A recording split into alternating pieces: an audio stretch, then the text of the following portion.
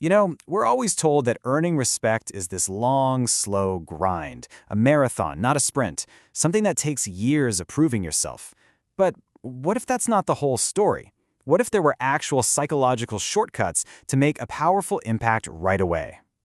Okay, let's really dive into that question. In this explainer, we're going to break down a really cool four-part framework, drawing from insights by Charisma on Command. It's all about how you can command more respect almost instantly, from the way you look to how you act and even how you think. So, it all kicks off with this wild psychological phenomenon called a thin slice judgment. You know that gut feeling you get about someone? That's it. It's the instant subconscious call people make about you in the first 5 seconds. But here's the thing, it's not just luck. It's a process we can actually influence, and it all starts the second you walk into a room.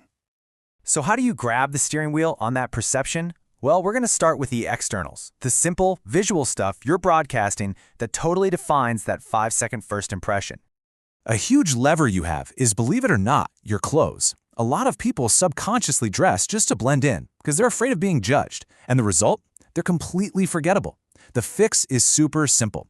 Just dress one level nicer than the situation seems to require. And listen, this is not about expensive brands. It's all about the fit. A well-fitting outfit just communicates that you put thought and care into your presentation, and that alone immediately commands attention. Now, beyond the clothes, it's about how you physically carry yourself.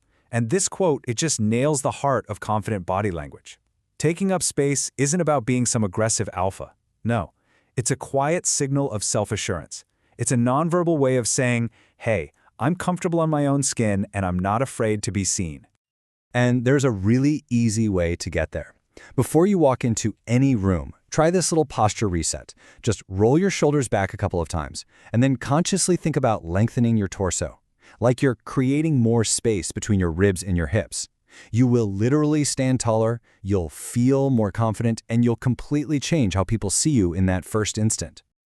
All right, so you've walked in the room and you're looking confident. Awesome. But what happens when you actually start talking? Let's move from that static first impression to the dynamic world of social interaction, how to build a real connection and maintain control of the conversation. If you think about masters of connection, someone like Oprah Winfrey, they often use this one powerful tool, appropriate platonic touch. It builds so much trust, but you got to do it right. So here are 4 golden rules. First, stick to safe zones, arms, shoulders, upper back. Second, keep it brief, under 5 seconds. Third, be a universal toucher. Don't just single one person out. And fourth, and this is the most important one, calibrate. If you touch someone's arm and they tense up, you pull back. Simple as that. Okay, now let's talk about holding your ground when you speak. This quote is so important. We're all taught that it's polite to just stop talking when someone cuts us off. But when you consistently let people bulldoze you in a conversation, you're subconsciously telling everyone in the room that what they have to say is way more important than what you have to say. In a group, that can just crush your presence. So what's the alternative? Well, instead of just giving up the floor, you can firmly finish your thought. You don't have to get loud or aggressive. The source material points to Will Smith as a perfect example. He just maintains his pace and his volume, sending this clear signal that, hey, I'm not done yet. It's a simple move that makes people stop and actually listen, giving your words the weight they really deserve. So, we've covered how you look and how you speak. But the deepest, most lasting respect, that comes from something you can't really see, your character. This next section is all about these counterintuitive mindsets that signal true, unshakable confidence.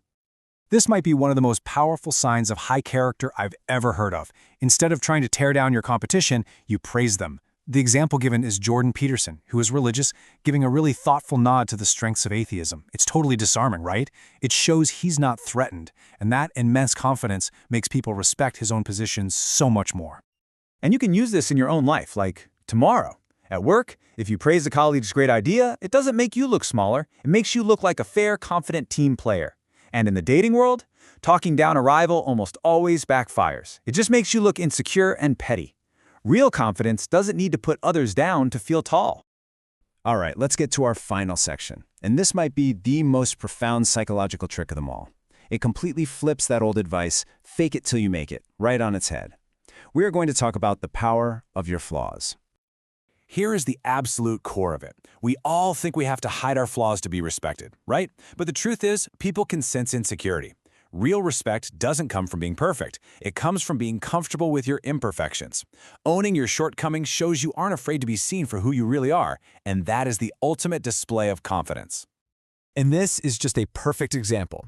During an award speech, Brad Pitt cracks this self-deprecating joke about how the character he played wasn't exactly a huge stretch from his real life at the time. The whole room just erupts with laughter and applause. By sharing a flaw with humor and zero shame, he doesn't lose an ounce of respect, he gains a mountain of it. Now, of course, how you deliver this is everything. You've basically got two powerhouse options. You can go the humor route, be self-deprecating like Brad Pitt, or you can just state it as a simple fact. No apology, no embarrassment, just directness, strong eye contact. Both of these methods communicate that you are completely at peace with this part of yourself.